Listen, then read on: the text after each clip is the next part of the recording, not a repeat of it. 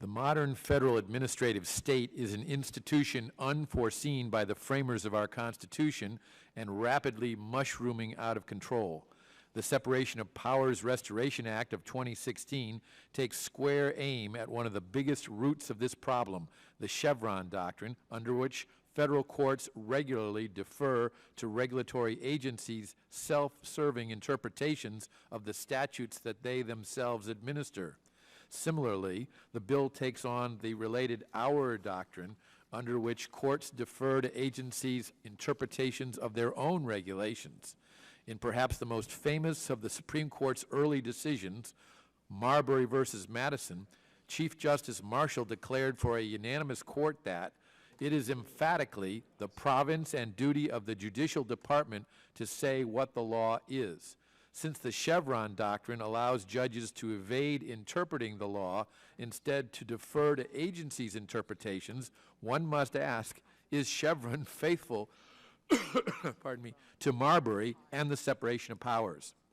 In the Administrative Procedure Act of 1946, often called the Constitution of Administrative Law, Congress provided for judicial review of agency actions in terms that were plain and direct. It stated that the reviewing court shall decide all relevant questions of law and interpret constitutional and statutory provisions. That standard is consistent with Marbury and the separation of powers. But since Chevron allows judges to escape interpreting statutory provisions themselves, one must ask, is Chevron unfaithful not only to Marbury and the separation of powers, but also to the Administrative Procedure Act? These are not just academic questions. They are fundamental questions that go to the heart of how our government works and whether the American people can still control it.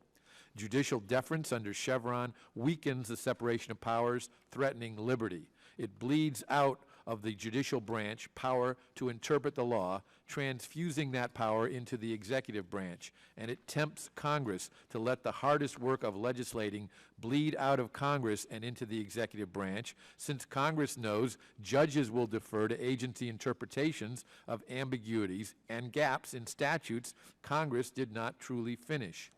This leads us down the dangerous slope James Madison warned against in Federalist 47, when he said, "The accumulation of all powers, legislative, executive, and judiciary in the same hands, that may justly be pronounced the very definition of tyranny."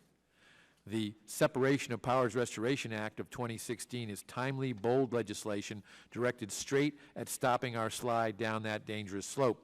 In one fell swoop, it restores the separation of powers by legislatively overturning the Chevron doctrine and the related hour doctrine.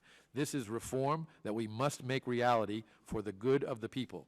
I want to thank Representative Ratcliffe for his introduction of this important legislation. I thank Subcommittee Chairman Marino for his work on the bill in the subcommittee, and I thank all of the bill's co-sponsors. I urge passage of the bill.